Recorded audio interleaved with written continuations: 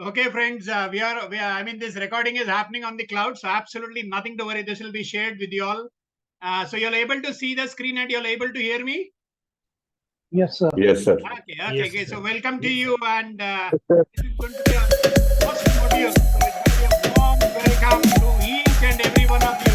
This session is going to be about 1.5 hours. So we begin with our session. Believe me, it's a warm and very delightful welcome. I'm so delighted to connect with you all across geographies, across topographies, and to make life nice and interesting. Welcome once again. Okay. So now, as usual, like all of us do, whether it is trainers, educators, we need to have some sort of an icebreaker. In fact, I'm lucky that we are starting with the first session. I'm getting the opportunity of doing the engagement in the first lot itself, but still icebreakers are icebreakers. We need to connect. So connecting back to the concept of the Chandrayaan, we will do these icebreaker activities known as Star Trek. Possibly some of you all have done it, and some of you all would definitely observe and give valid pointers on this. So you can see a space station, you can see a rocket, and instructions now. So now the instructions for the Star Trek or for the icebreaker is, all of y'all are in a space station. All of y'all are on a space station on a mission. But there is a malfunction and you're required to collect any 3 objects or any 3 items and rush back to Earth with the rescue mission team. Name the 3 essential items which have been collected by you before you rush back to planet Earth. All of you are encouraged, all of you are permitted to be spontaneous and think out of the box. So what I'll do is, now that you have seen this instructions, please understand you're on a space station. There's a malfunction. There is a relief space vehicle which has come to pick you all up, and you're supposed to just gather and grab whatever 3 things you get and rush back to Earth to save yourself with the rescue mission team. What are those 3 essential items which come to your mind? You are encouraged to be spontaneous and think out of the box. So I'm going to stop sharing the screen so that I can see you all. Can we? Yes, Amarjit. Yes, Bharti. Yes, Rasia. Yes, Anil. Yes, Chandru. Yes, Mayuri. Yes, Saurav. Yes, Akshata. Yes, Bhupindra. Yes, Rajiv. Yes, Barun. Yes, Pallavi. yeah. Yes, Anil. Go ahead. So responses are there in the chat box also. Fine. But we'll have a sort of a verbal this also to make it slightly easier, Yeah, one oxygen cylinder, Okay, Ganesh. Yeah, oxygen cylinder, re-entry suit, and to reach safely Bhagwan ka photo. Okay, wonderful. Well done.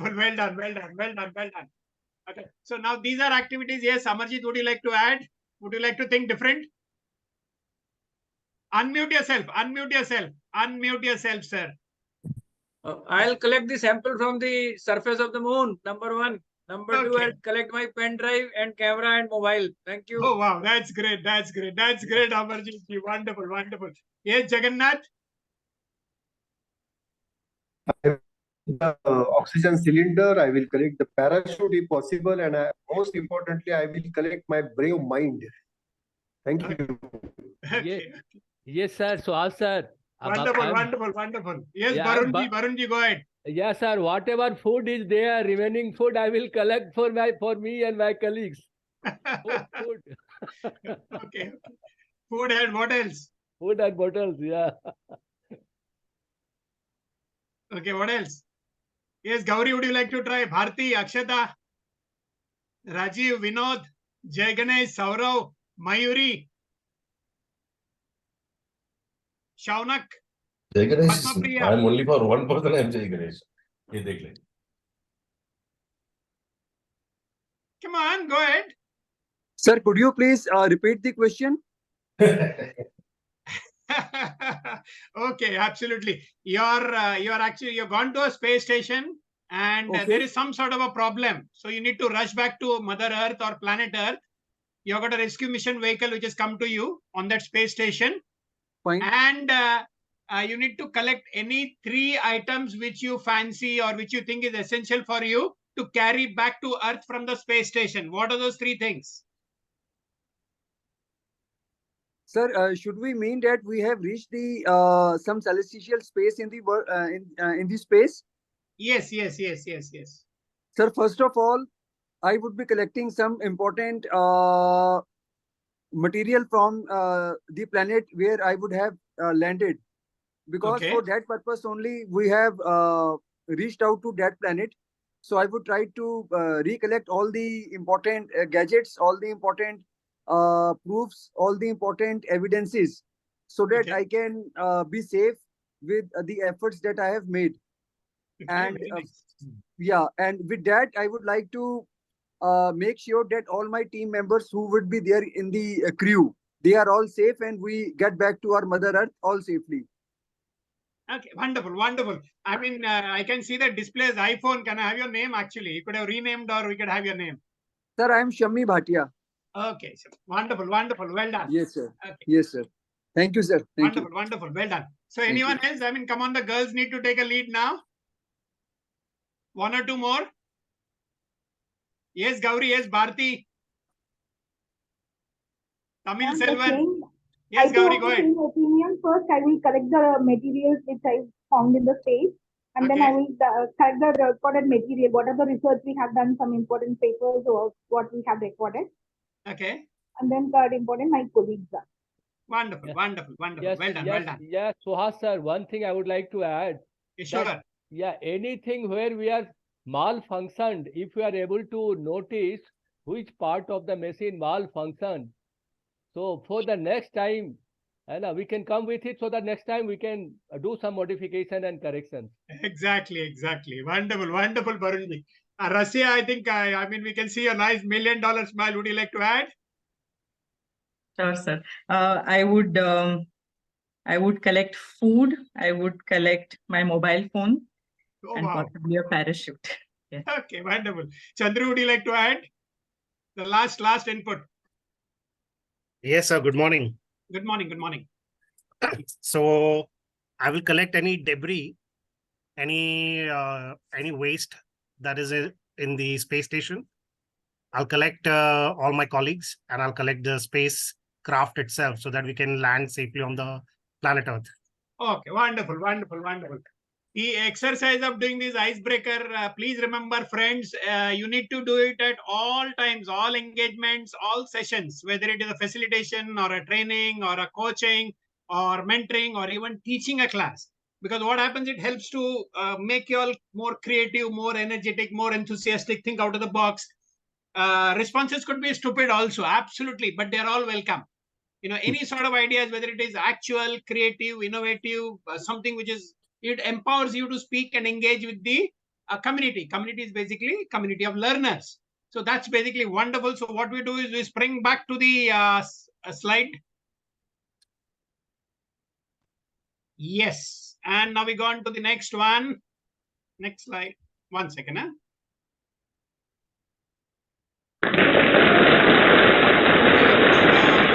I mean, all of you have scored 500 points. So some of you will say, I didn't answer, I didn't see. All those things are fair enough. You know, if you have heard, you've seen, you've participated, you observed, all those things, absolutely wonderful. So it's all of you have got 500 marks. I mean, this is the way you're going to engage even with your, whether you call it crew or maybe your team or your learners or participants or students, or you're leading a team whatsoever. Some sort of an encouragement, some sort of an appreciation is a must. So the session outcomes or the session agenda, as per your syllabus, as per your curriculum, as per the course objectives, would include certain training methods and its needs. We will also understand the approaches. How will you do the delivery? We will see advantages and disadvantages. We will understand who our client or who our customer is all about. What is facilitation? How is it different from training? Your role as a facilitator, individual learning facilitation, types of certain facilitation techniques, common learning methods, advantages, disadvantages, training needs, and how you're going to identify.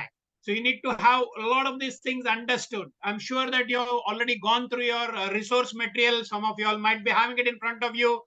So we will be doing a modular overview. Certain representations would be an add-on or a supplementation or a complementation of the resource material or the 2 textbooks which you already got. What is training? Anyone would like to say what is training? I think most of us are trainers. I mean, rather than see this slide, this is just to, recap or revise on certain things. Yes, Biswadeep, you have raised your hand and some others also raised their hand. Yes, what is training all about? So training, please. Okay, please go on. Yes, Yeah, Mr. Biswadeep, please continue, sir. Please continue. Thank you. So this is Vishwadeep. Actually, as per my knowledge, actually I am not a trainer. I am a beginner actually. So as per my best of my knowledge, there's training is to learn the new things in some other way or in some specialized way, and to deliver that to others to duplicating manner. So what exactly I am doing that anybody can duplicate. Okay, so it's doing something better, something, you're going into more of perfection, or you're increasing your knowledge, or you're increasing your skill, something like that. Yes, definitely. Okay, Biswadeep, well done. Yes, some others also raise their hands. Yes, let's go ahead. Sir, training is the continuous process of transformation and evolution to become a better resource person that helps in upskilling and reskilling, and Very to good, develop very new good. competencies over a particular period of time. Very good. So it's basically a process of conversion or transformation or development. You go to the next level, you become better, you improvise on what you already got. Wonderful. Someone else has also raised the hand. Yes. Yes, Jai Ganesh. So training is transforming oneself and transforming others. Oh, wow. Oneself and transforming others. Okay, wonderful. Okay, so let us take. I wanted to ask. Yes, Jagannath. Go ahead. Sir, I want to ask about this icebreaker. Currently, we are undertaking the training programs for our employees. That is the employee engagement program. Yes. And in which this icebreaker activity, typically, one of our trainers, he is following this practice of telling the participant that now we are going to break the ice. So I find this is very much formal and not conducive. So would you please explain about this? Thank you. Conducive in the sense we can use different icebreakers. Some would be slightly functional, some would be slightly engaging, some would be slightly with a lot of humor. Any sort of an activity where you can make people answer or engage or share or interact or deal. It need not be very technical at times. It could be just to break the ice and to see that you're connected to each other. That's the basic idea. We are going to break the ice. Moreover, the purpose should be to connect the people and yes. to make them, like you mentioned, to make them engaged about the training. Absolutely. Thank you. Wonderful. You can do a lot of things. It could be even one of the icebreakers. If time permits, we'll do it in between. At that time, it won't be an icebreaker. It will be more of an energizer.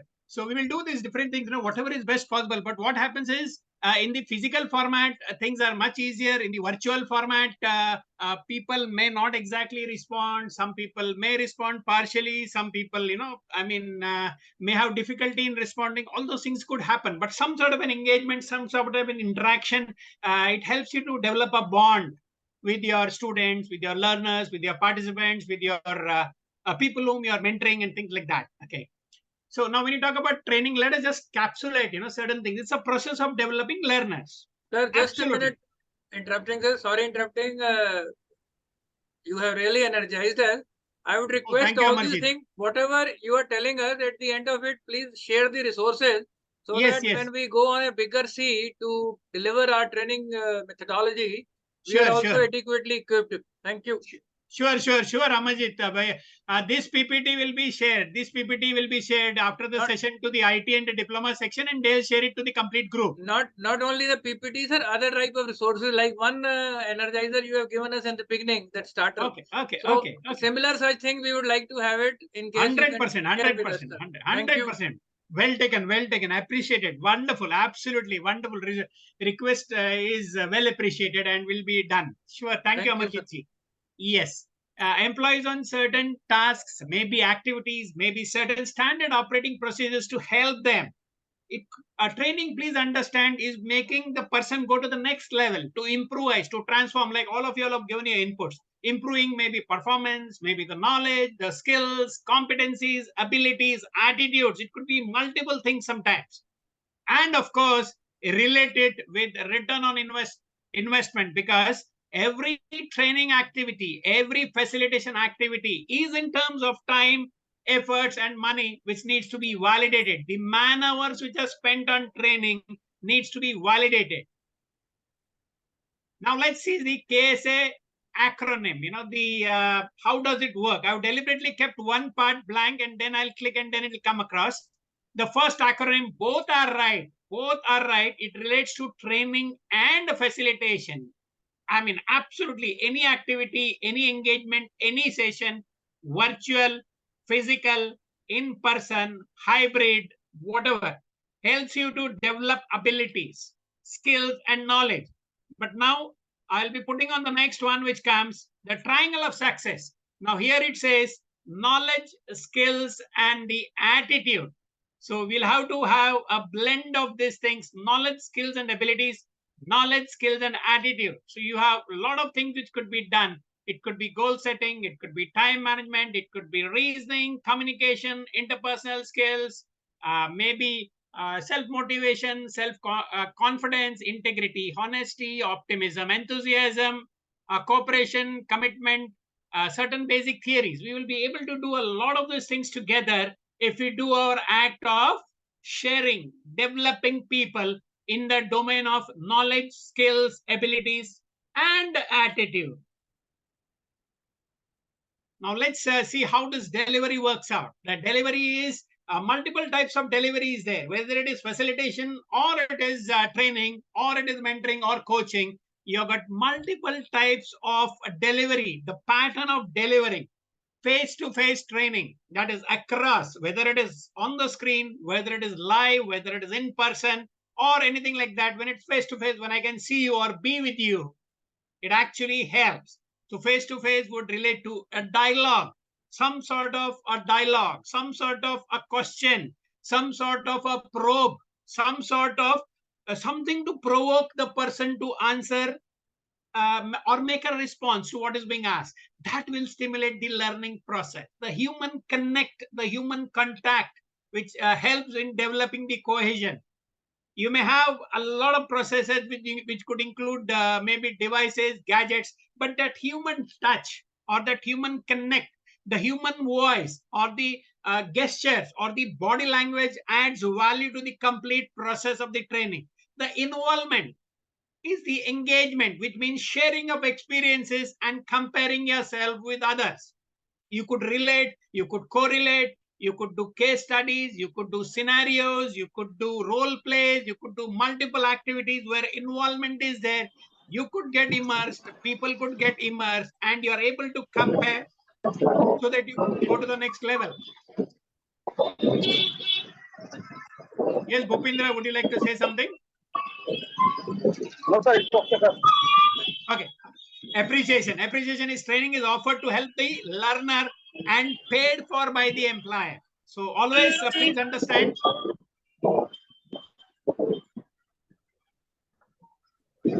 Bhupender ji, can you mute Bhupender yourself? ji, can you mute yourself? Bhupender ji, it's causing disturbance. Just a minute. So actually, I was driving.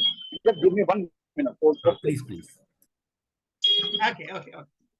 Appreciation. Training is offered to help the learner. Always, it could be a learner, it could be a participant, and it's paid by someone. Most of the time, maybe by the employer if you're working, or maybe by someone, but there's payment involved. Off-the-job training. Off-the-job training. These are certain types of training which you must have done, which must have seen, which might be repeated in certain other subject. This is contextual just to understand. So off the job is basically you are away from the job. It could be location specific, maybe close to your office, close to your organization, close to your factory, close to your manufacturing unit, close to your BPO, or some distance, the purpose of having an off-the-job training is to minimize the distraction. People feel more comfortable when you do it maybe in a different area, maybe a hotel, maybe a banquet hall, maybe a training facility which is away from the office. So distractions could be minimum. You are being attracted or called for in the organization by the seniors or by the organizational authorities would be minimum. It allows the trainees to devote full attention to the training. You are able to focus, learn, and develop and go on to the next level. Examples could be lectures, audiovisual sessions, simulations, vestibule training, case studies, role plays, management games, and programmed instruction. We'll be doing some of this in detail, so please do not worry. So as and when it comes, we will relate, correlate, and we'll work out on certain examples and do it live also. On-the-job training, hand-in-hand to use the existing people, environment, tools, and skill training available at the workplace to train the employees to do their jobs on the job. So this is something like OJT. It could be for a fresher. It could be maybe a refresher training. It could be maybe for adding, enhancing, maybe customizing or acclimatizing to the new skill, new technology, new requirement, new procedure, whatsoever. Examples would be job instruction training, GIT, could be coaching, mentoring, job rotation, apprenticeship training, committee assignments, co-worker training, internships, and industry immersions. Many a time job rotation is becoming a common thing because people feel very bored with the whole process. They would like to change over. They would like to go into a different role. So you have that engagement where either you're shifted from a different role to another role. Maybe you take a break, you go to another unit and come back. All those things are happening. So job rotation is an interesting area which has been followed since a couple of decades, and it's found to be very interesting. Facilitation works wonders in this area. Distance learning, another important area of training is any form of remote education where learner is not physically present is booming. I mean, you have your open universities, your online universities, your distance universities, and so many other platforms available, which gives you the system of offering learning, some sort of a course, some sort of a skill, some sort of maybe an add-on to your qualifications and your skills also, of course. Thanks to the power of the internet, you are connected through a platform, you're connected through an LMS. It makes life more flexible, it makes it more easily accessible, and it is, of course, cost effective because we are able to save time. Popular and contemporary pedagogies would include video conferencing. Video conferencing is a great platform where you could zoom in from one geography and you could connect to multiple geographies, and people could view, people could interact, people could question, people could create a response and things like that. Absolutely fantastic. Then we have these two wonderful concepts or modes of delivery, synchronous and asynchronous. Anyone knows what is synchronous? Friends, what is synchronous? To align, sir. To align. Okay, thank you, Chandru. Anything else? Okay, friends, I will tell you what synchronous is. As of now, when you see the screen, you are able to see the participants who are almost 58 or 59 or 60. Now, all those 59 people engaged on the Zoom platform for this specific session at this specific time is a synchronous mode. I can ask you something. I can explain to you something. I can share something. You can ask me something. You can respond. You can put up a query. You can share it. Maybe as a maybe in the chat. Maybe directly you can question, maybe you can raise your hand, maybe you can react. So that is synchronous, which is live, which will be in between 10 a.m. to 11:30 as far as my session is concerned. And then, of course, other sessions are there. Asynchronous would be where this thing is being recorded, and this would be shared.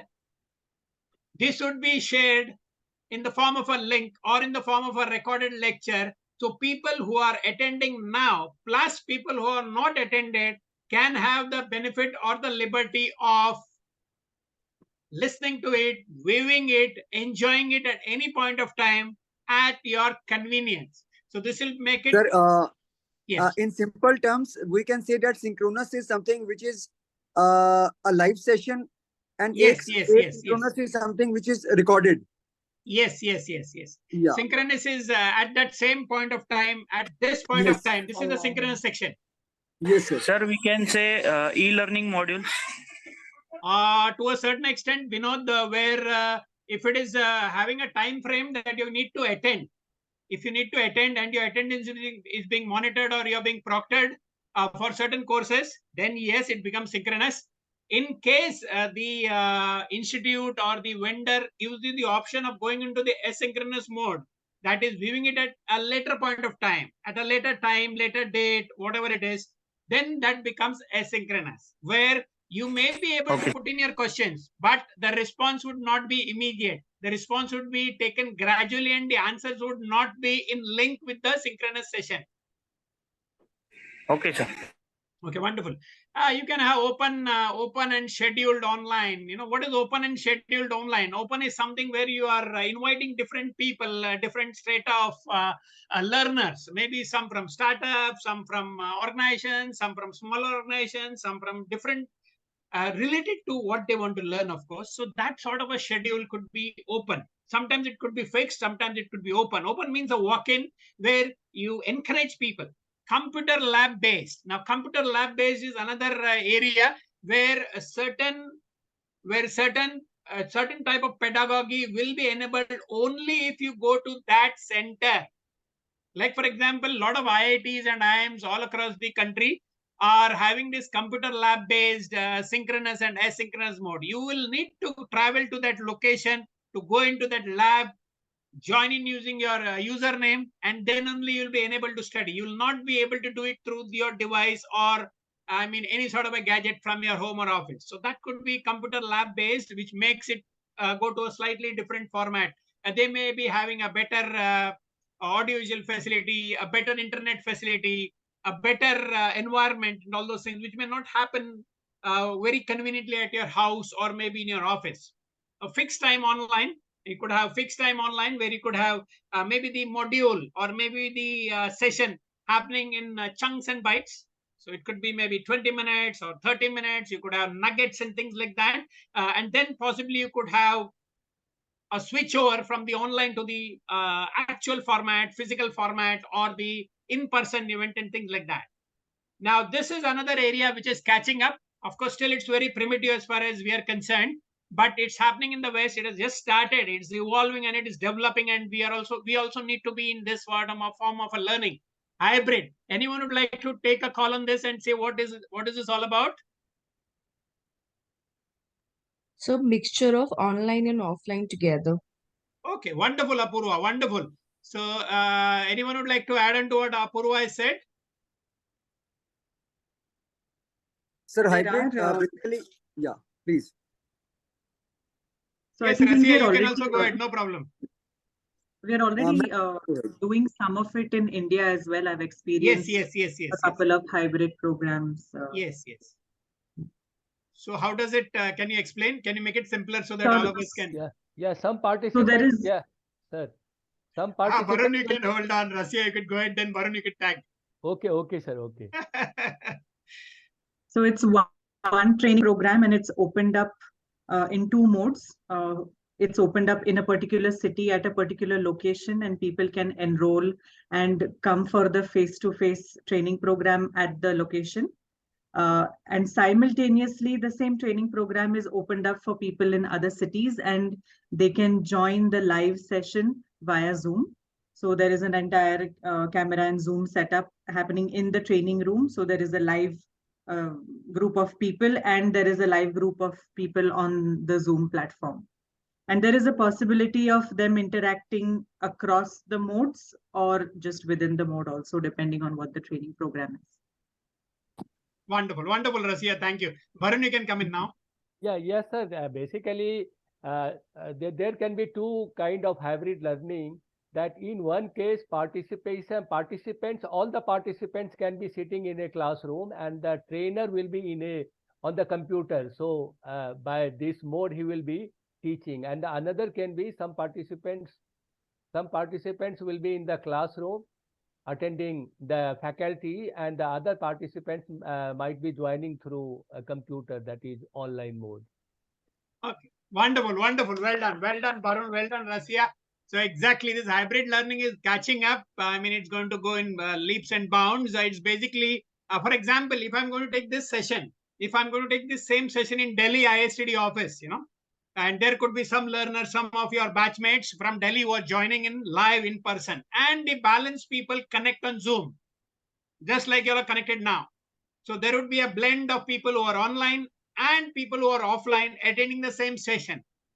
The response, the query handling and things would be slightly different for the online and offline. There would be certain things which you'll need to integrate. So that's what hybrid learning is all about. You're able to do justice to across geographies, because you all are spread out from so many different parts of the country. Maybe Chennai, maybe Delhi, maybe Guwahati, maybe Mumbai, Pune, Hyderabad. I mean, and imagine it could be absolutely any location. So hybrid would be the need of the hour. Online study. The online study is picking up. It's a type of distance learning. It would include e-learning. It could include online learning. It becomes. Sir, a question.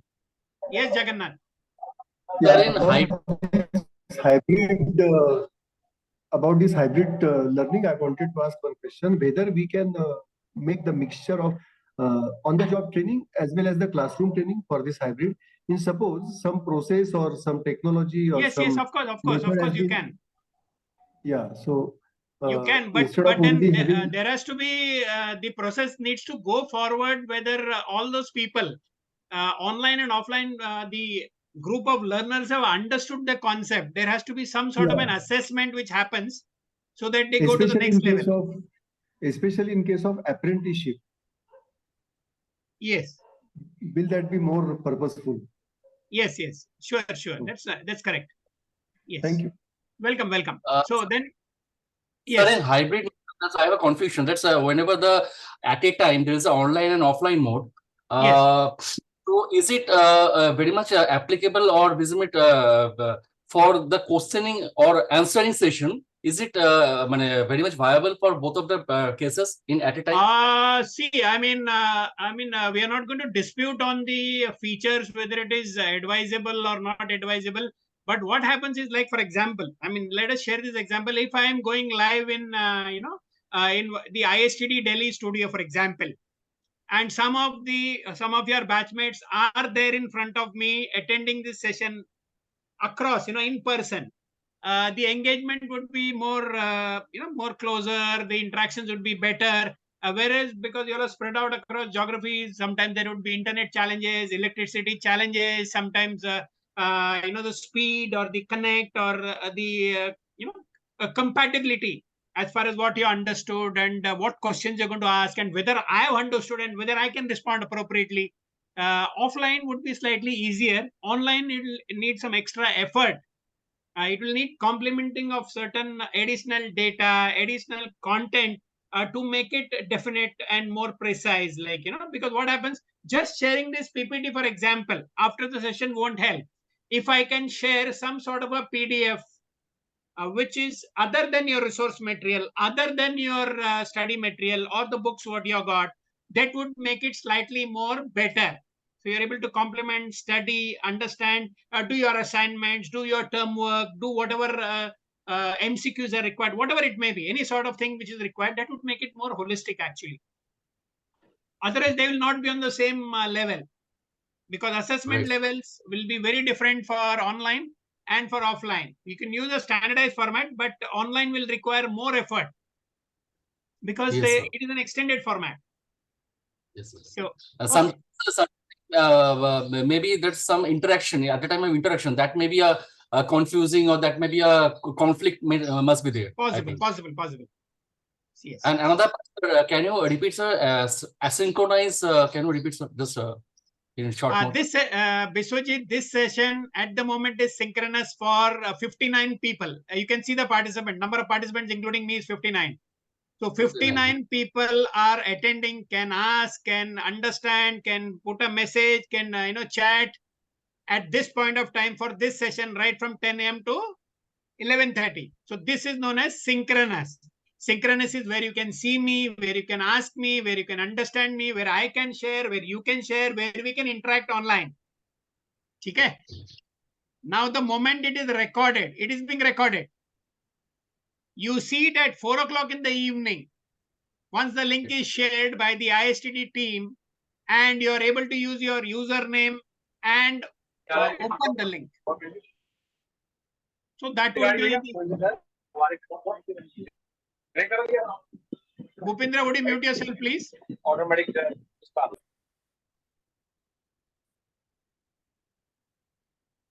So is it clear, Biswajit? Yes, sir. Yes, sir. Absolutely. Thank you. 4 o'clock, 5 o'clock, 8 o'clock, tomorrow, day after, whenever you do it at convenience, that recorded session or this session, if you're able to see. Only problem is at that point of time, you may be able to pose a question, but I will not be listening to that question at that point of time, or I will not be able to see that chat at that point of time. It will have to be shared across, and then I will share it at my convenience, and you will get it maybe after a couple of hours. So that is asynchronous, where the connectivity is not live, not immediate. Online studies type of distance learning, which would include e-learning and online learning. The main element would be physical separation of teachers and learners, just like now. You are all spread out, but the physical separation, there's a distance, there is a remote connecting between us during the instruction.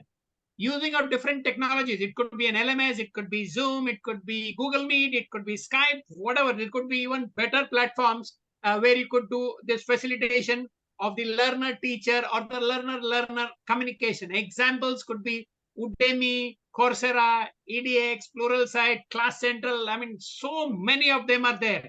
Now, all those people offer you, so many courses. I would encourage you all that in case you all are free, there are many of these platforms which offer you free programs, maybe a couple of hours, maybe, a couple of modules. As far as you're not getting a certification, it doesn't matter, but at least you'll be able to see how that platform works, how you're able to log in, how you're able to go through the modules, how you go into phase wise, and how you're able to take the assessments. It could be as, the time limit could be, you could do a small module of maybe even half an hour. That's great. That half an hour, how it's spread out. Maybe something to do with doodles, something to do with interactive cartoons, maybe some sort of an MCQ, maybe some sort of a cartoon film, maybe some sort of a video clip, maybe some sort of an exercise. Multiple things could be possible till the time you reach from stage 1 or phase 1 to the last. Even in that half an hour could also be staggered across days, across weeks, across months, till the time the course is live and till the time your login is valid. They will charge you only if you want a certificate. Otherwise, it's great. And this is a beautiful proverb. I hear and I forget. I see and I remember. I do and I understand. So training believes in doing these things. Continuously we are able to do and perform and demonstrate. Things will be much easier. Who's our customer, our client? The target learner group. We need to have the demographics. Now, when you talk about demographics, age, the experience, the education, what background do they come from, what is their job role, it helps you in developing, whether they are freshers, whether they have got a couple of years of experience, whether they are managers, whether they are supervisors, whether they are leaders, whether it's a focus group or whether it's a random group. So, or depending upon the demographic data which you are able to get, you will be able to create your module or your session for facilitation or for training or for coaching in the manner which is required. Like, for example, you have something like communication skills. Communication skill will be a very broad area which may have hundreds and hundreds of competencies. The competencies would differ to school students. Competencies on communication skills would be very different for college students. It would be very different for postgraduate students who are doing their MBA and master level courses. It would be very different for frontline executives, maybe mid-level managers, maybe entrepreneurs. So depending upon what sort of a learner group you have, you will need to curate your data so that it's easily understandable, it is easily shareable, and it is easily, understandable. Basically, you're able to understand and go to the next level. Focus on individual learners is great and very important. As a trainer, maybe the focus would be very direct. As far as facilitation is there, here individual learners need to be encouraged to contribute. Candidates for assessment. Sometimes training may have been done by someone and assessment is being done by another agency. Either the agency is yourself or it is some others. So that linkage between the content and the assessment has to be there. What level of assessment? Formative, summative, integrated, continuous. It could be absolutely anything. It could be timed assessments. It could be layover assessments. Layover assessments is something like your response sheets, which you are doing, or even your exams for that matter. You appear for an exam and your marks are given after assessment. Maybe it may take 30 to 45 days or more. And sometimes it could be spontaneous where you answer the MCQs and the moment you submit the last one, you are able to find out how you scored in that MCQ, just like your competitive exams. Whether you're doing it for an enterprise or a business, again, facilitation or training will differ depending upon who's your customer. Talking about sales and marketing as an example, if I'm going to teach it in an MBA college, that session would be very different. If I'm going to do it for an automobile company, it would be very different. If I'm going to do it for a fast-moving consumer group, that would be very different. If I'm going to do it for maybe a digital marketing agency, that would be very different. So Jaisa Desh, Vaisa Base, you will have to customize your content depending upon. Fundamentals won't change, principles won't change, but you need to change depending to make it approachable, adjustable, accountable, appreciable, and digestible. What is the group training company? Are you doing the training based on a vendor or with a vendor, or you are a part of the group training company, or you're being hired as part of the group training company, what we call as training companies or training consultancies or training vendors and things like that. So that would differ because sometimes they would share the content. Sometimes you will need to prepare content. The charges would be different. The government organization, you could do a lot of trainings based for government organizations and sometimes on behalf of the government organizations. It could be for various, normally compliance trainings. Compliance trainings are one good area of training which government organizations would tell you. If you're good enough, you could get a complete package of doing multiple training sessions. Like for example, you have a compliance training by the name of POSH, Prevention of Sexual Harassment at the Workplace. So you do it at one place, maybe that government organization, maybe the railways, maybe the airline, maybe anyone for that matter, maybe any sort of an authority would give you to do it in their other offices across the state, across the country, across offices, across cities and things like that. Internal clients, maybe you're doing it for your own group. So as part of Tata's, you would do it for maybe Tata Consultancy, Tata Steel, Tata Salt, Tata Soaps, Tata Chemicals. So something like that. That's becoming internal. So again, these things would be very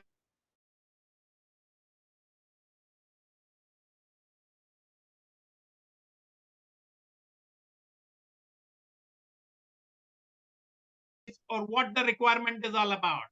Understanding the customer, who is the client, the confirmation of the needs, what is the knowledge, skills, and attitudes or the abilities, what is the location, why is the training required, what is the session assessment to be done, how it is to be done, why it is to be done, by when it has to be done. Let us see facilitation. How many of you all know what is facilitation? How can you differentiate it between, can you say training and facilitation are one and the same? No, sir. Facilitation is more of the trainer starts the program and makes the learner engage. It's more of an engagement program, but the monitoring is done by the trainer. So it's two-way interactive learning process. Sir. Okay, Vinita, wonderful, wonderful. Sir, in my opinion, yes. Yeah, facilitation is basically supporting the event or the activity relating to training, but training is more oriented towards upskilling and reskilling. Okay. So training is the front end and facilitation is the back end for Okay. any kind of learning, we can say. Okay. Yes. Anyone else? Yes, sir. Basically, Varun. training is, I think, a one-sided activities, whether participants may get involved or may not get involved. But in case of facilitation, it is important to see that learning happens. Okay. Okay. So now let me make it very easy and understandable to you. Training and facilitation could be related, could be could complement or supplement each other, but both are very different. Training is where you need to enhance someone, to develop someone, to make someone better. It would be with a very specific skill set, maybe a very specific level of competencies which you need those learners to improvise upon.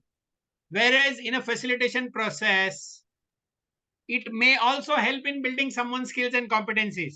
But in training, a trainer would demonstrate, would perform, would actually engage, would help out, would offer suggestions, would do corrective coaching, would do remedial help if people go wrong. But in facilitation, you will be doing more or less of an helicoptering activity. Anyone knows what's an helicoptering activity?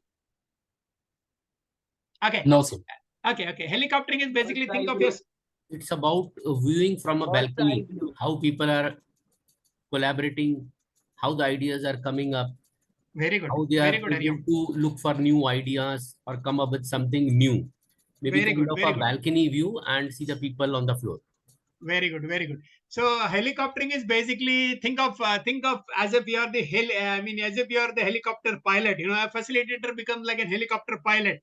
So you see it across, you see it from above, you see it from below, and you engage the people, just like Hariom rightly said. You make them do it, you make them engage, you make them share, you enable them, you empower them, you make them come to conclusions. Like, for example, now we have got almost, so many people on the format. So if I'm going to divide you all into groups and give you a simple concept that everyone, a group of 5 or 6 of you all. So we have 5 groups, for example, or 6 groups, and you're going to talk about the benefits of listening.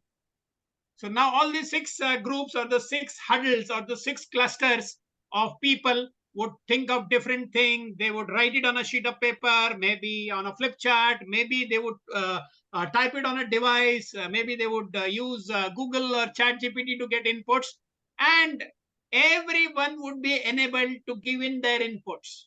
Now, as a facilitator, I am supposed to go through all the 6 sessions, take inputs from all the 65 people who are across as part of this cluster, 6 clusters, encourage everyone, and then give a debrief or a moderation of the best possible practices, guidelines, or what needs to be followed for good listening. That's how I've done it. If I was a trainer, I would have told you, aisa karo, vaisa karo, do this, this is like that. I would show you a video clip and I would encourage you. I would be part of that. But as a facilitator, I will just give you a small guideline, minimum interaction. I will not support, I will not comment, I will not tell you where you've gone right or wrong during the exercise. I will not encourage you to tell whether it is correct or incorrect. I will watch you, I will understand you, I will enable you, I will encourage you to put in your viewpoints. From the viewpoints collected all across from each and every participant, I will need to do a very systemic and a very systematic, elaborate debrief or moderation at the end of that specific 10 minutes, 15 minutes, whatever the input time was, and then capture from each of the groups. So maybe I may have 8 or 10 points coming from all the 6 clusters or all the 6 subgroups which have been made. No one is right, no one is wrong. Everyone is right, but we need to focus, and then everyone falls in sync. Maybe it could follow up with a question answer, an add-on, a supplementation. All those things could happen. So you will enable. Yes. The facilitation means, can I say in a single word? There's a not to provide a solution directly to the trainer, but to the trainee, but to provide the hints or the some way we can follow that they can come out with the solutions of their own. Correct. Let them give their ideas. that will be a breathing space. You breathe across without suggesting anything. Don't give them the direct answers. It's not a training session. You are an enabler. Your success will make it my success. Who are you? You are my learners, for example. You are my group of participants. If you all are able to work together, understanding each of you all, I would require all 60 inputs of all those 60 members as a part of this. Then only as a facilitator, I am successful. We are not going to prove anyone right. We are not going to prove anyone wrong.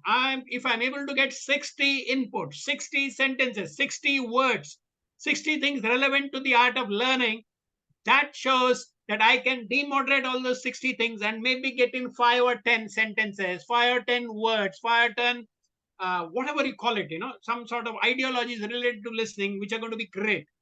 So that's how it is. So let's see how this works to make it easy or less difficult. So facilitator makes life easy and, to remove the difficulty from that. So enabling everyone, the process of helping people to learn and achieve something or to find a solution to a problem without directing how they do it. Enabling groups to succeed. So you got multiple definitions. I found these 3 most relevant. That's why I put this on the board so that you're able to see what exactly it is. I found this graphic very interesting. Wherever I captured it from some sort of a Google source, I have put in the source so that it makes it easier for you. Asking of questions, paraphrasing, summarizing, encouraging, using everyone's name. Even during the whole exercise, you must have seen I've been using the name, Akshata, Gauri, Bhupender, Hariom, Ganesh. It's always advisable that the names are known to you, that connect is there, so that when you use names, people are happy. So it becomes very easy. Jai Ganesh, Vinod, Ashish, Rasia, Sandeep. I mean, it makes you feel active. It makes you feel appreciated. Your learners would learn to do that. So facilitation is the use of names, engaging with people, and doing a lot of things, where encouraging people. There's one thing which I want you all to focus on. On my left, there is, you can see a graph, attention and time, and there is something like in and out listening. Anyone knows what is this in and out listening? May I give it a shot? Sir, it's about giving the participants also the opportunity to respond. Maybe as a trainer, as a facilitator, it should be a kind of 50-50. A trainer is also speaking and the participants are also engaged or involved and responding. Very good, very good, very good. So the whole exercise is when you talk about taking into consideration attention and time, giving the right focus to create a response, to offer a stimuli, to answer, to judge, to respond, to empower, to clarify, and all those things need to have in a specific time format where you'll give specific time and attend. At that point of time, you'll not attend anywhere else. Suppose, for example, Hariom is asking me something. If Hariom is asking me something, I need to attend to his query for that 1 minute or half a minute or whatever it is, and then answer his specific query. If I can do that and if I can convince him and I can reply, it's not that I may know all the answers. It's quite possible I may say, Hariom, I can try to answer this and I can give the best possible answer without beating around the bush. And I tell Hariom, I will share this on WhatsApp or I'll share it on the email ID so you get better idea on that concept. So that is adding on or fortification, which makes the situation much better. Key elements to the facilitation is basically, it's something like a jungle safari. You point to the people in the right direction. You are a facilitator. I mean, you're like someone, people look at you. You may be experienced, you may be focused, you may work in different domains. So it's like a jungle safari. It's something like a tour escort. So you tell the people which direction they need to go. You can make a few suggestions. You can take steps to enhance and tell them how to do and give them guidance. But you don't do it for them. In fact, you do it with them. So you take suggestions, you do everything, and then you actually make them do it. So that will help you in getting a complete idea. Now, this is one beautiful thing which I want you all to understand, whether as a trainer or a facilitator. The anchor grid. Who is the anchor? It's you and you alone. You as a trainer, you as an educator, you as a facilitator, you as a mentor, you as a teacher, you as a professor, you as anyone, irrespective of whatever level you are, you as a manager, you as a leader. This is something beautiful. If you can understand this, you can understand the complete domain of training. It's an absolutely interesting process. Space. Talk about the space. What is the setting? Now, this is the virtual setting where I cannot see you directly because you all are in different geographies. You all cannot see me directly where I'm located in. I'm located in a place which is known as Malad, a western suburb in Mumbai. Possibly someone is in Guwahati, someone is in Gurgaon, someone is in Tirunelveli, someone is in Calcutta, someone is in Hyderabad, someone is in so different locations. The setting is very important. People and objects and the relation to each other. What is the relation as far as this setting is concerned? All of you all are students of the subject facilitation skills, maybe from batch 88, maybe from the earlier batches also, who would like to understand more, who would like to give their exams and things like that. So that is a setting. Connectivity would relate to the space. Environmental factors, the light, sound, smell, very important.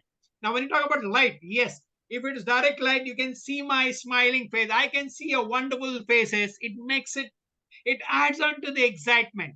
Same thing in an in-person event. Proper lights, proper focus, proper sound, proper music, using of a room freshener. Now you'll wonder, what about a room freshener? When I'm doing it in the virtual, I have sprayed this room where I'm seated so that I feel nice. The moment I feel nice, I can share nicely. I assume that you all are also comfortable. So it's the environmental factors also which add on. Next is people. Understand people are the emotions. Some of you all won't put on your videos, absolutely fine. Some of you all won't put on your cameras, absolutely fine. Some of you all would be answering, some of you all won't answer. Everyone has got a different level of emotions, appreciable. We are all human beings, emotions, mood swings, temperaments, egos. It's all part of our life, friends. So absolutely welcome. Please understand, emotion needs to be considered very carefully. As trainers, as facilitators, as developers, as educators, emotions need to be handled with care. Do not trespass. Do not enter into the privacy of someone else's emotions. It's not required. You as a facilitator need to enable, develop people, relations, develop a bonding, whether it is Facebook, WhatsApp, maybe a specific cluster, maybe your own area. You have sort of an adda where you go and meet your friends for a cup of chai and anything. So that sort of a relation. Even training is an area where you're developing relations. So many new friends, so many young friends with me all across. I'm so happy. If I'm going to Gurgaon, I can meet someone. If I go to Chennai, I can meet someone. If I go to Hyderabad, maybe I can meet some of you. Maybe if I go to Bangalore, I can meet some of you. That relations would help. The involvement has to be very passionate, in and out, encouraging you, asking you, telling you, doing the process, managing of information, managing of operations. Information is how much of content, how much of graphics, how much of data, how much of pullover formats, whatever it is. Managing of operations, technically, visually, audio, whatever it is, how it's being worked, and managing of the energy at all possible times. You ask people and they're able to answer. Types of facilitation, these are different types of facilitation, just for your knowledge. More or less the formats would be similar, except contextually they may differ. Meeting would be where you're facilitating a discussion between a group. It all started before COVID and it's taken more importance during COVID and now. You could have a lot of meetings, a lot of time is being saved, a lot of effort is being saved, a lot of money is being saved in wasting in the physical meetings. People could actually connect all across. You're able to connect and do and deal with certain specific goals, decisions, resolve conflicts. Didn't we do it during COVID? Then why not now? Sharing of information. Workshop facilitation would relate to group activities, maybe brainstorming, participatory methods to understand and internalize new information or concepts. Decision-making facilitation would help how a group reaches a structured process, maybe through consensus building, maybe through problem solving, and maybe through voting and all those things. Process facilitation would relate to efficiency, effectiveness of any sort of a process.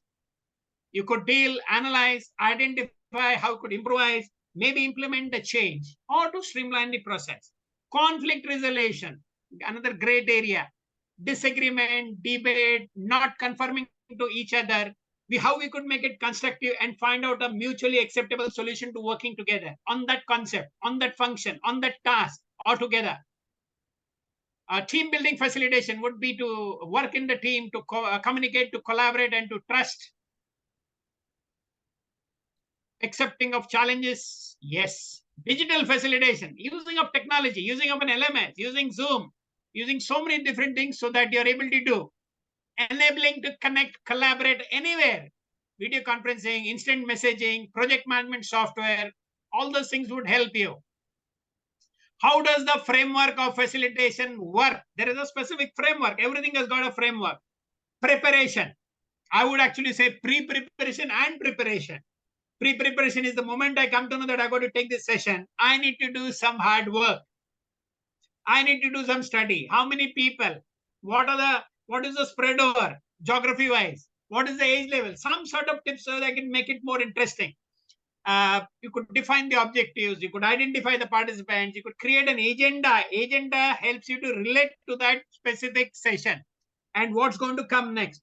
The opening, introduction, setting the tone, maybe having an icebreaker, maybe having an energizer, maybe clarifying the objectives, maybe working on the outcomes and the agenda. All those things are required. Exploration. Exploration is basically just like a Chandrayaan. Every facilitation or a training session is also an exploration.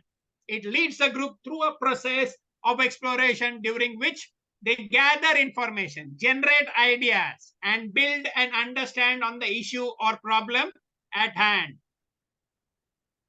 Decision making helps the group to make decisions.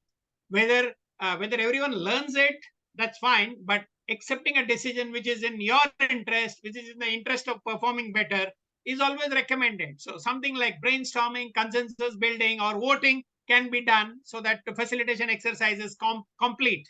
Implementation, helping the group to develop an action plan, maybe an alternative action plan also at times. If action plan A fails, you can go into action plan B. How to implement and how to go beyond. Closing. Closing is where you could summarize the results, maybe go on to the next level, go on to the next steps, how you gather feedback and things like that.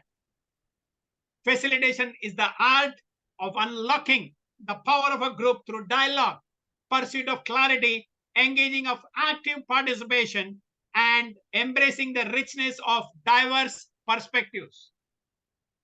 Through facilitation, the multifaceted potential of any team is released. Let's see the role. What is required of a behavior of a facilitator? It doesn't only relate with age or experience or background. What is actually required? Make sure your role is clear. What is your role? You are a friend, you are a guide, you are there to help them, and you're not their boss.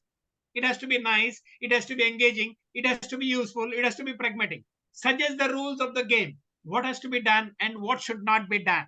Maybe you're using colored paper, you're using stick-me-ups, you're using flip charts, you're using certain sort of toys and games. It could be anything. So there has to be a buy-in to support those themes. Articulate the purpose and the relevance of each activity. A specific code, what needs to be done, how it needs to be done, what is the time limit. Let it come on the screen, let it come printed, let it come displayed. Be confident about your role and stay in charge of the process. Why? Because as a facilitator, as a trainer, you are someone who's got specific knowledge about that theme, about that concept. Be responsible for the process of the discussion, not the content. Process is more important and not the content at that point of time. Stay objective. Don't be too subjective. Be objective, be relative, able to explain easily. Summarize, paraphrase, rephrase the status of the discussion. Let there be more of asking than telling. Let me get answers from you. Let me ask you something rather than keep on telling. Monologues are not exactly welcome in facilitation. Keep track of time. Starting on time, being on time, and ending on time is very important.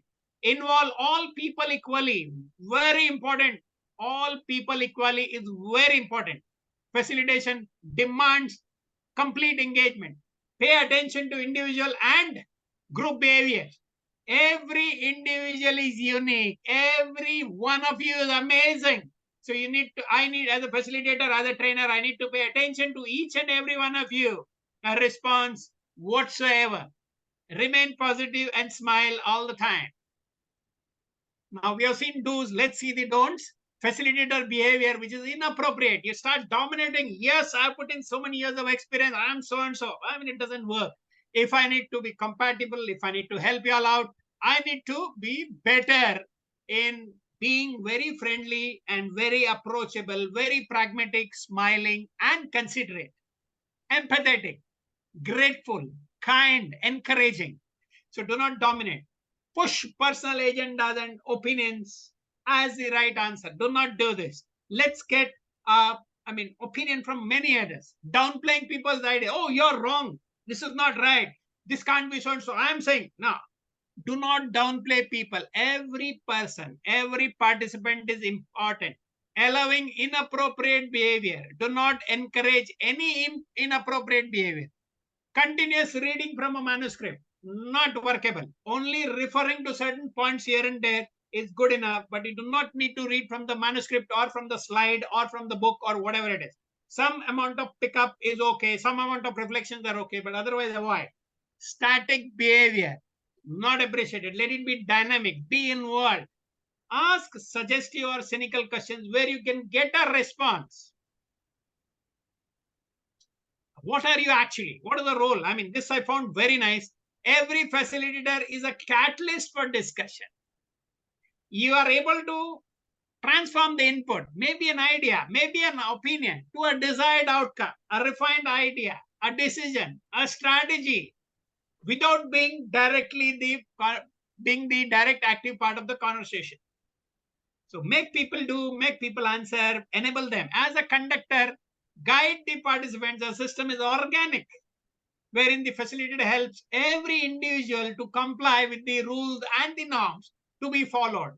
So it's basically like every person in the orchestra would contribute. Maybe someone with the violin, someone with the drum, someone with the guitar, someone with so many different things, everyone should contribute. Then the results will be better. A conductor of an orchestra, you need to synchronize all the musicians together. They are your participants. Telling them how to use it to get the harmonic musical expression of the musicians' complex interactions and creativity, and of course, expertise.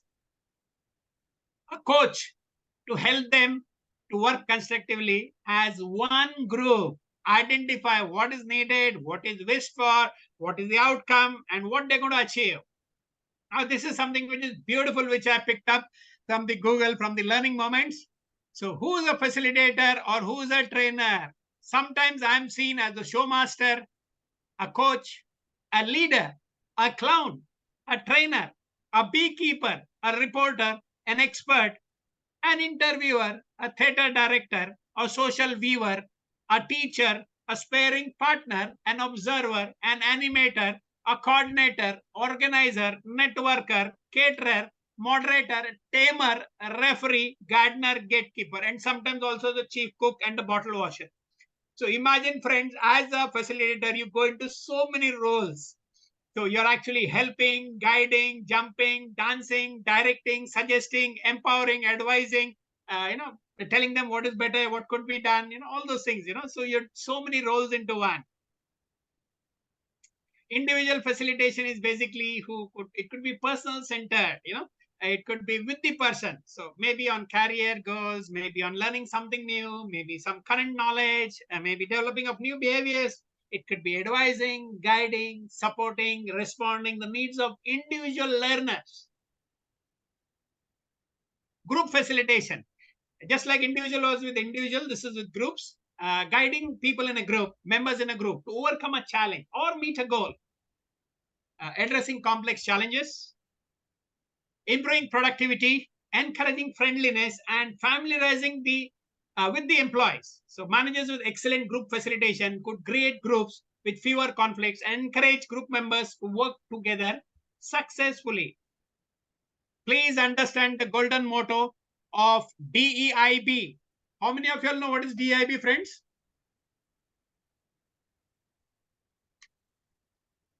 Very important. Yes, Anil. Very important person.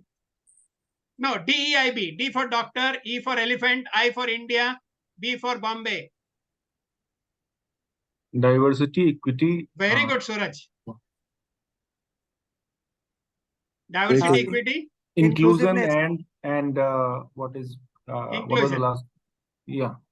And Diversity, equity, inclusion. Belongingness. wow, that's Belongingness. great. Yes, That's yes, great. yes. Diversity, equity, inclusion, and belonging. So you'll have to be very careful because you may have a mix. Mixed strata of people coming in. You could have maybe people who are differently abled or specially, need to be treated specially or need extra attention. It could be from different background, different cities, different standards of living. So we're not going to discriminate. We're not going to be biased on color, height, weight, physical characteristics, appearance, language which you speak, the money which they earn, nothing. So we need to practice equality and equity with all of them. To be good facilitators, you need to be practice both very considerably and very lavishly, in fact. What is equity? Sir, equality is a part of policy under which all the employees should be treated on equal basis.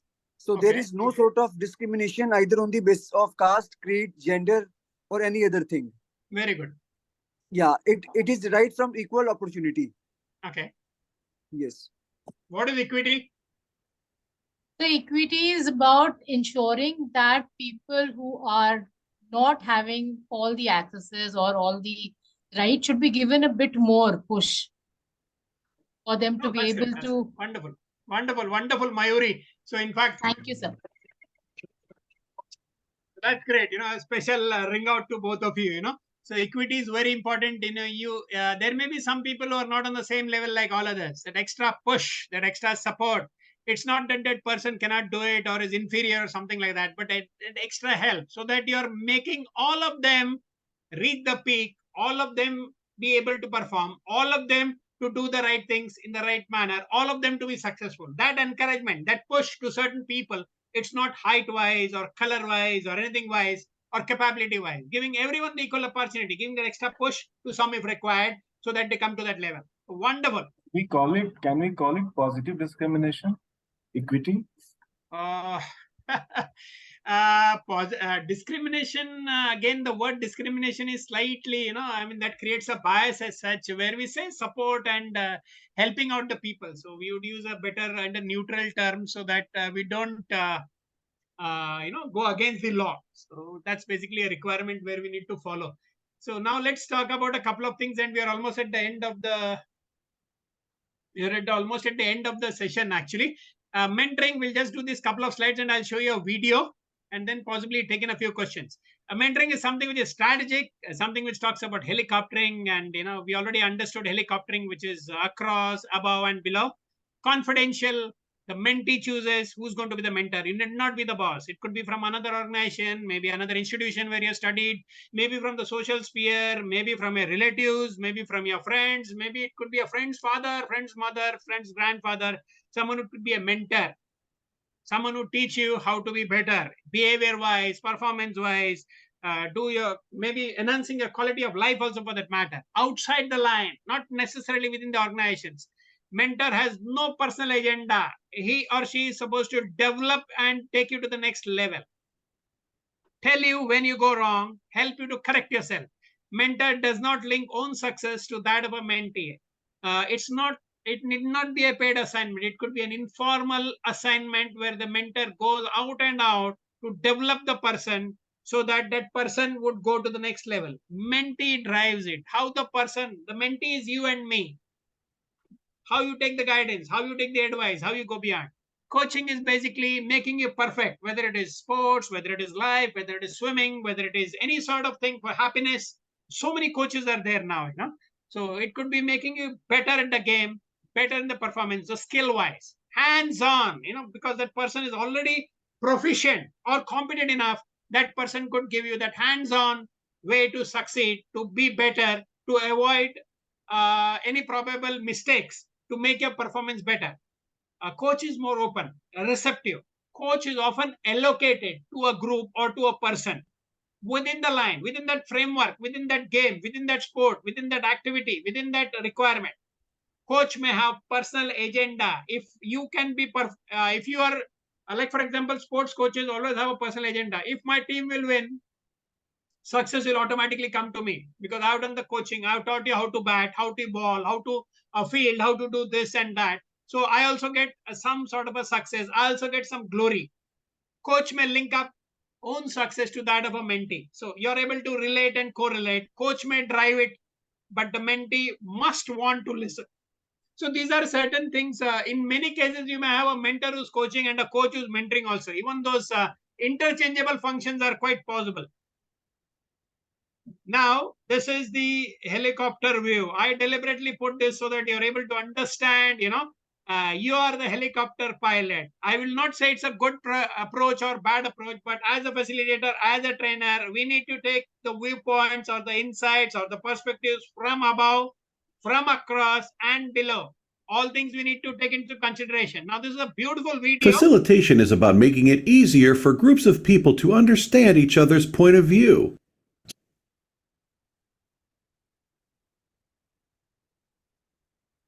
So sit back for a few moments and put aside responding to those urgent emails as we share some of the good stuff with you and highlight the poor practices you ought to be on the lookout for. And may your business meetings be forever improved.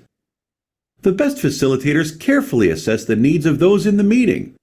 They treat participants equally and work hard to stay neutral in all discussions. A good facilitator knows how to use a wide range of process tools, but they'll have to be a story for another day, as there are just too many to review in this short video. Getting back to best practices. A good facilitator creates an open and trusting atmosphere and helps participants understand why they're there. They listen intently in order to fully understand what's being said, and when speaking themselves, use simple, direct language. Good facilitators work to make participants the center of attention and take notes that accurately reflect what participants mean. Contrast this with some traits of bad facilitators. These are the things to watch out for and avoid in your own business meetings whenever possible. Poor facilitators want to be the center of attention. They don't really bother checking in with the participants and seeing whether they have any concerns. They often fail to listen and end up losing track of key ideas. They also tend to be overly passive on process and let things amble on. Ever been in a meeting like that? Why, you end up asking yourself, just what is going on here? Why are we doing all this? You raise your concern and the facilitator puts you down? Yep, right there is another trait of bad facilitators. They put people down and get defensive, often about some relatively minor process issue. Meetings run by these facilitators often end up being dominated by the team leader or some other strong voice. Poor facilitators take poor notes. Poor notes lead to poor decisions, often based on what wasn't said.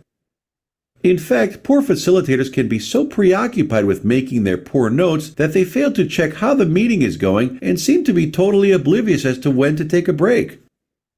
The very worst facilitators tend to push ahead with an irrelevant agenda, having no alternative approaches to offer, and criminally let discussions ramble on and on and on and on without proper closure, which is, of course, a complete waste of everybody's time, so don't go there. Good facilitators are willing to champion ideas they don't personally favor and find ways of concluding meetings on an optimistic note. In their concluding remarks, good facilitators make sure their meetings end with clear steps for the next meeting, ensuring that everybody is up to speed and understands what they have to do. So there you have it, a quick resume of the best and worst facilitator practices. Active Presence offers comprehensive facilitation skills training that will help you communicate better in a team environment and finish those complex projects on time within budget. Have a look at the resource library on our website and download the free documents on this subject today.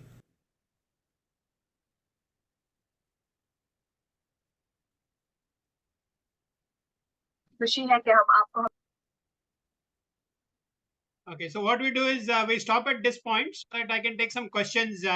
Yes. So you're Doctor, can you repeat please that slide once again, that coaching and mentoring? Okay. Yes, Sandeep, I'll do that.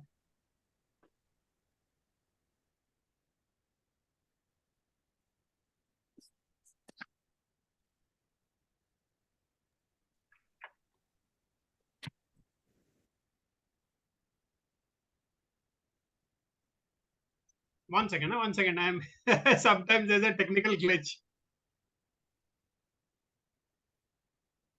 This one? Sandeep, you're talking Yes, about sir. Yes, sir. Yes, sir. Yes, sir. Okay.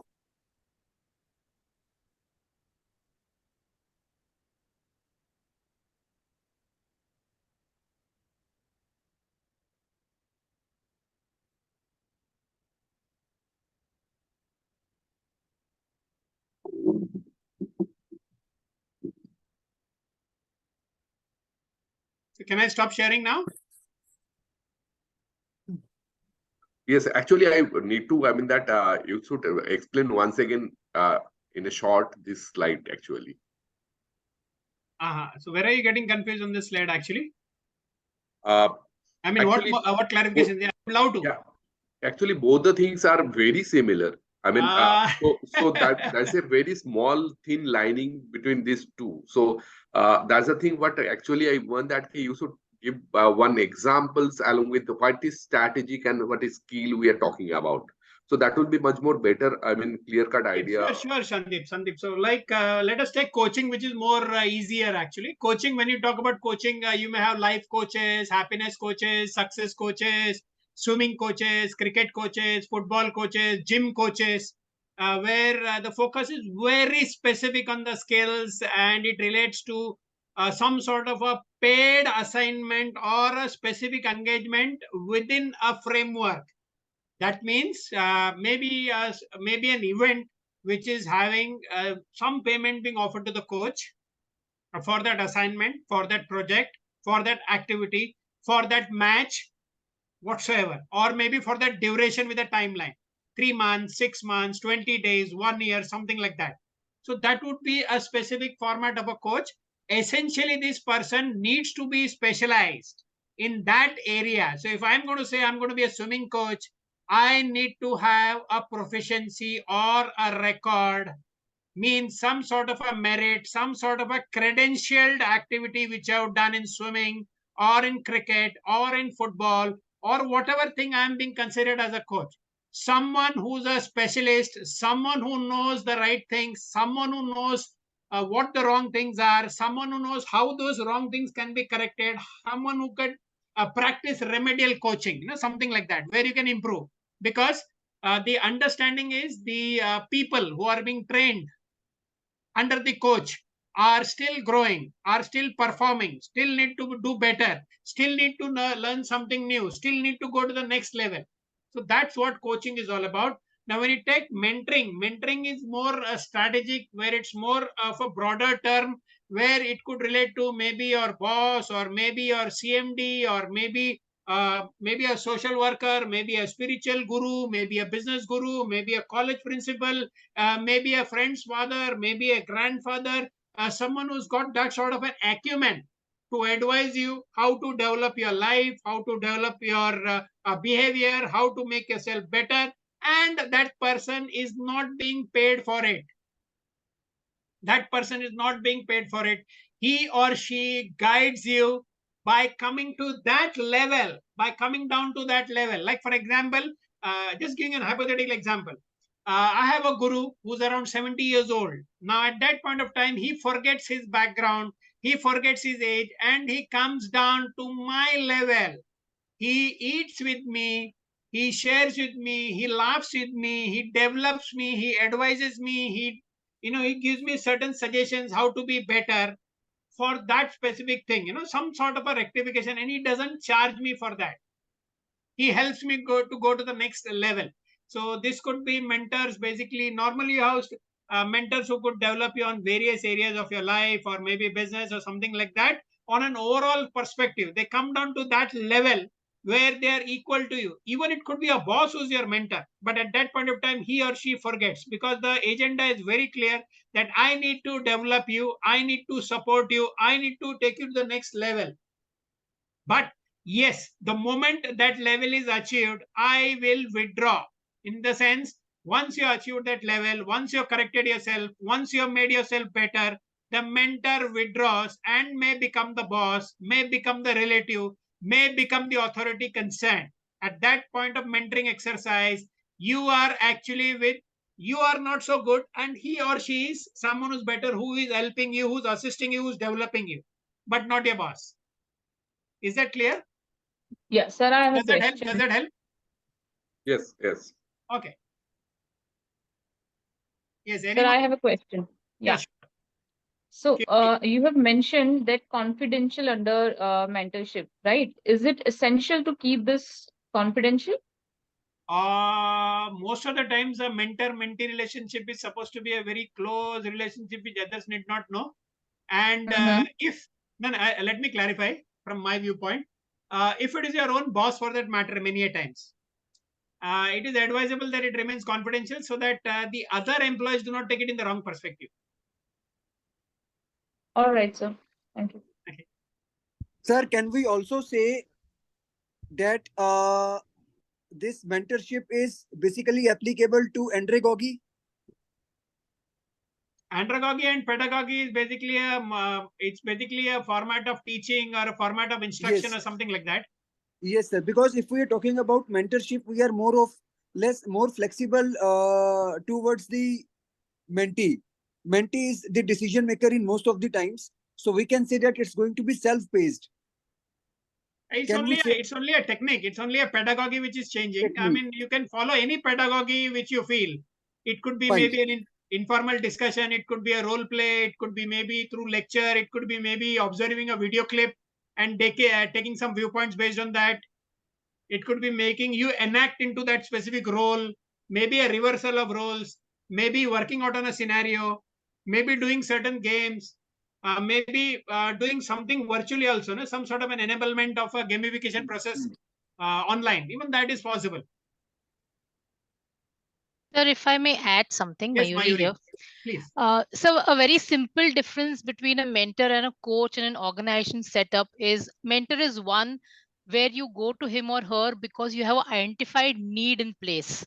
Whereas a coach is somebody who's going to be kind of asking you questions, finding out what is the exact need that you have got, and then take the coaching ahead from there. Very good. So coaching could be long term and it could also, have multiple facets to it. Whereas mentoring is probably for a very specific situation or a problem or a concern, and it might not be as prolonged as a coaching is. True. I mean, even that could work out. In certain cases, that could also work out. Yes. Thank you. Sure. And sir, I have a question for you. Thank you so much, sir. I've got a question for you, if I may ask, and you may choose not to answer it, or you might answer it in the next class also. So one of the elements of a facilitation is the energy level. And I think you have tremendous energy level. I think we've seen that throughout the session. So what is the recipe of your success on this? The recipe of my energy is you all. Thank you.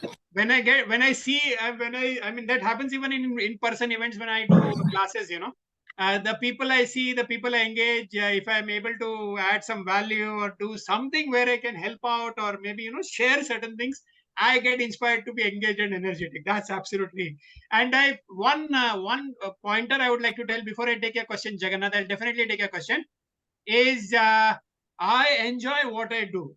I may break the rules sometimes in the sense as far as certain pedagogies are concerned. Some people say एक ही color use करना है, Suhas इतना ही animation use करना है, ये नहीं करना है, वो करना है. If it gives me happiness, I am more than happy.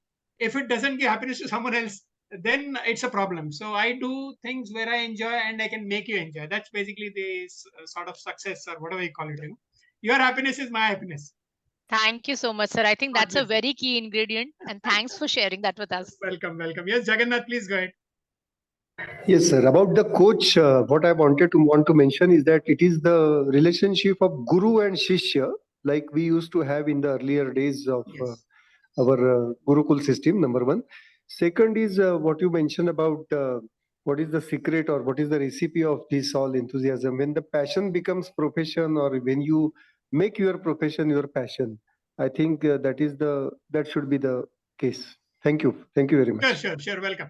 Y'all have got any, I mean, just a last question before you wrap it up, and you'll enjoy your nice break over chai, coffee, or a soft drink, or whatever y'all are doing, or maybe a snack. You want me to change the format of my teaching or something like that, or maybe be a bit slow or be a bit fast? Certain things would change, because here it would be a video. Sometimes we may have a breakout room. Sometimes we may have an online activity. It could be a supplementation of different things, because that's how I'm going to engage with you all. If you require any specific change, do let me know. That's number one. Number two, even if it's not possible now, we are in the same WhatsApp group 88. So that's also possible. Absolutely. So nothing to worry. Be connected, be happy, enjoy your break, enjoy your next session, and God bless you all. Live life king size. Be happy wherever you are. Okay, God bless Thank you so much, sir. so much. Thank you so much. Thank you. Thank you, sir. Thank you. Thank you, sir. Thank you, sir.